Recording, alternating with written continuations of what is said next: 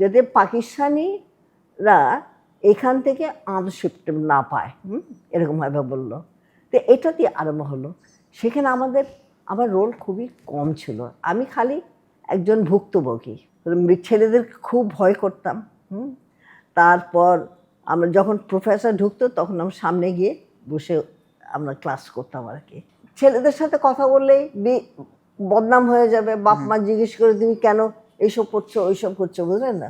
আমাদের ওখানে নিজেদের ইউনিভার্সিটি ইলিনয়তে একজন ভদ্রমহিলা ছিল ডাক্তার, তো ওকে হিজড়া বলতো। ডক্টর সুলতানা আলম, সুলিভান ব্রাদার্সের নানু, বর্তমান সময়ে বাংলাদেশের এক আলোচিত ব্যক্তি। তবে আমরা ইতিমধ্যে অনেক জেনেছি বাংলাদেশের রোনান সুলিভান এবং ডেকলান সুলিভান কীভাবে বাংলাদেশের ফুটবলে এসেছে। তবে আমরা অনেকে জানি না 1961 সালে একজন মেয়ে হয়ে তিনি কিভাবে আমেরিকায় পড়তে গিয়েছিলেন। বাংলাদেশ প্রতিদিনের পর্দায় আমরা এটাই জানবো সেই সময়কার চ্যালেঞ্জ, তখনকার সঙ্গে বর্তমানের পার্থক্যটা আসলে কেমন ছিল এবং উনি কী কী আসলে ফেস করেছেন। শুরুতে আসলে আপনার কাছে জানতে চাইবো 1961 সালে বাংলাদেশের মুক্তিযুদ্ধেরও আগে সেই সময়টায় আমেরিকাতে কিভাবে পড়তে যাওয়া হলো? আমি এখান থেকে একটা রোটারি স্কলারশিপ নিয়ে গেছিলাম। তখন ওটাতে একটা ছিল ইন্ডিয়া, শ্রীলঙ্কা, নেপাল আর তখন পাকিস্তান, এটা মিলে। তা আমি ওটা করলাম, তারপর ওটা নিয়েই গেলাম আর কি। হ্যাঁ, ওখানে পড়তে গেছিলাম। তখন আমার বয়স 20। তখন আমি ভাবি নাই যে মেয়েরা তো এরকমভাবে যায় না। হ্যাঁ, তা আমি ওখানে গেছিলাম এই আর কি। অনেকে বলে আপনি মুক্তিযুদ্ধ, আমরা সব জায়গায় লিখতে দেখেছি যে আপনি মুক্তিযুদ্ধের সময় অবদান রেখেছেন বাংলাদেশের মুক্তিযুদ্ধে। আমরা একটু এই ব্যাপারে জানতে চাই আসলে ঠিক কিভাবে মুক্তিযুদ্ধে অবদান রেখেছেন বা ওই সময় আসলে আপনার কন্ট্রিবিউশনটা কী ছিল? আমি এটা আসলেই বুঝি না, বুঝলেন। শুনেন, আমি তখন আমেরিকায় ছিলাম। আমি যাতে পাকিস্তানিরা এখান থেকে আনশিফট না পায়, এরকমভাবে বললো। তো এটা দিয়ে আরম্ভ হলো। সেখানে আমার রোল খুবই কম ছিল। আমি খালি একজন ভুক্তভোগী, কথা না। আমার ওখানে I don't know political action, organizing, এসব কিছুই না, বুঝলেন। তারপর ধরেন আমিও পিএইচডি করতে গেছি, বেশি মেশামেশিও করতাম না কারোর সাথে। তা এখন আমি বুঝি না এটা নিয়ে মানুষ এত বড় করে কেন। না, আপনি কাঁদছেন আপনার বাবার জন্য, আপনার মার জন্য, আপনার বোন ভাইয়ের জন্য, ওটা তো ন্যাচারাল। তো এটা নিয়ে আপনি কেমন করে ক্রেডিট নেবেন বলেন তো? হ্যাঁ, আপনি এটা নিয়ে কেমন করে বলবেন যে আপনি যুদ্ধ করেছেন, হেন এটা অন্যায়, বুঝলেন, এটা অন্যায়। আমি একটু আপনার আর্লি লাইফে আসতে চাই। 1961 সালে যখন পড়তে গিয়েছিলেন, ওই সময়টা আসলে একজন মেয়ে হিসেবে কি কি চ্যালেঞ্জ ফেস করতে হয়েছিল?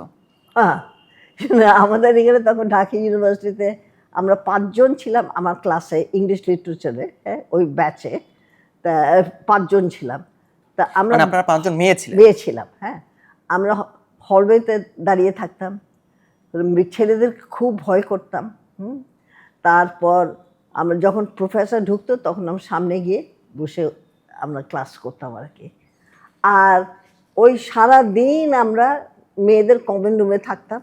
আমাদের একজন হেল্পার ছিল কালু বলে। হ্যাঁ, কালু ভাই আমাদেরকে ওই মধুর ক্যান্টিন থেকে সিঙ্গারা আর কলা কিনে এনে দিত, বুঝলেন। ওরকমভাবে আমরা ছিলাম। ওইখানে সকালবেলা ঢুকতাম ওই কমন রুমে, তারপর বিকালবেলায় বের হয়ে আসতাম, বুঝলেন। তা ওখানে আমরা খুব ভয়ে ছিলাম, কারণ একটু ছেলেদের সাথে কথা বললেই বদনাম হয়ে যাবে, বাপ মা জিজ্ঞেস করে তুমি কেন এইসব করছো ওইসব করছো, বুঝলেন না। তখন কিন্তু মানুষের রেপুটেশন খুব তাড়াতাড়ি খারাপ হয়ে যায়। তখন আমাদের লাইফ খুব সিম্পল ছিল, আমাদের চাহিদা খুব কম ছিল। তাহলে ওই সময়টাতে আপনি যেটা দেখেছেন, আপনি যেটা বললেন যে আপনার আসলে এই সোসাইটি থেকে পালিয়ে যেতে ইচ্ছে করছিল, তখনকার সমাজের সঙ্গে বর্তমান সমাজের আসলে কতটুকু পার্থক্য দেখেন, স্পেশালি মেয়েদের ব্যাপারে, তাদের সামাজিক বা অর্থনৈতিক দিক থেকে? আচ্ছা, যেটা হচ্ছে যে আপনি এটা ইউনিভার্সালি দেখবেন, মেয়েরা যখন খালাস পায় না, ওরা খালাস পায় কোন দিকে? ওইটা হলো যে তুমি সাজুগুজু করতে পারবে, তুমি লিপস্টিক পরতে পারবে, তুমি ছেলেদের সাথে বসে কফি খাইতে পারবে, কথাটা বুঝলেন। কিন্তু যখন ওগুলো সব হয়ে গেলো তখন আপনিও ডাক্তার, আমিও ডাক্তার, না, কিন্তু আপনি আমার থেকে অনেক তাড়াতাড়ি উপরে চলে যেতে পারবেন। ওই ডিসক্রিমিনেশন পলিটিক্যাল আর ইকোনমিকটা ওটা থেকে যায়।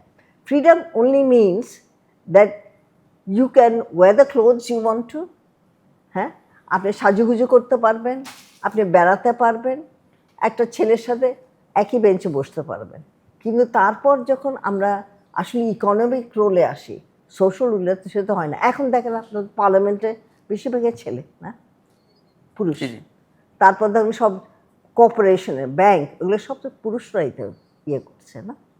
তা এটাই আমি দেখি যে তফাৎটা সুপারফিশিয়াল, কিন্তু এটা পুরো দুনিয়াতেই একটা জিনিস। খুব কমন একটা প্রশ্ন যে বিভিন্ন আসলে দেখি আমরা ওয়েস্টার্নে দেখি, পশ্চিমা দেশগুলোতে দেখি এবং বাংলাদেশে আমাদের আসলে যেটা কমন প্রশ্ন যেটা করা হয় যে সমাজে মেয়েদের প্রতি সমাজের আসলে দৃষ্টিভঙ্গি কি। বাট আপনাকে আমি যে প্রশ্নটা আসলে করতে চাই, আপনি আমেরিকায় থেকেছেন অনেক বছর যাবত, আপনি Yes. বাংলাদেশে এখন থাকছেন বা আগেও থেকেছেন, মেয়েদের চোখে অর্থাৎ আমেরিকান মেয়েদের চোখে তারা আসলে সমাজকে কিভাবে দেখে এবং বাংলাদেশের মেয়েরা সমাজকে কিভাবে দেখে, আমি আসলে মেয়েদের দৃষ্টিভঙ্গিটা জানতে চাই। আচ্ছা, যেটা হয়েছে এটার মধ্যে একটা আয়রনি আছে, তাই আমি যখন ওখানে প্রথমে যাই, মেয়েরা যে ইউনিভার্সিটিতে পড়তো না, কি মোটে 3টা সাবজেক্ট, না কি 4টা সাবজেক্ট, একটা হলো নার্সিং, একটা হলো লাইব্রেরি সায়েন্স, একটা হলো হোম ইকোনমিক্স, আর একটা হলো এডুকেশন। মেয়েরা খালি স্কুলে পড়াতে পারতো, কলেজে না। ওরা ডাক্তার হইতে পারতো না, নার্স হতো, কথাটা বুঝলেন? বরং যদি আমাদের ওখানে নিজেদের ইউনিভার্সিটি ইলিনয়তে একজন ভদ্রমহিলা ছিল ডাক্তার, তো ওকে হিজড়া বলতো, কথাটা বলতো, জি। এরকমভাবে বলতো। তারপর মানে ওই লাইব্রেরিতে কাজ করতে পারে, এরকম ধরনের। হ্যাঁ, আসলে একদিকে আমরা পর্দা সোসাইটিতে বলে যে মেয়েদের জন্য আলাদা করে ডাক্তার লাগে, কথা বলে মেয়েদের জন্য আলাদা করে কলেজ লাগে, কারণ ওদেরকে এডুকেশন কীভাবে যাই পড়াতে হবে, মেয়েদের জন্য আলাদা করে স্কুল টিচার লাগে, এইসব। ওই দিকে ওই পর্দার মধ্যেই আমাদের অপরচুনিটি একটু বেশি ওদের তুলনায়, কথাটা বুঝলেন? কিন্তু as far as political expression is concern আর আমাদের role in the larger economy, সেটা দুই দিকেই লিমিটেড আর কি।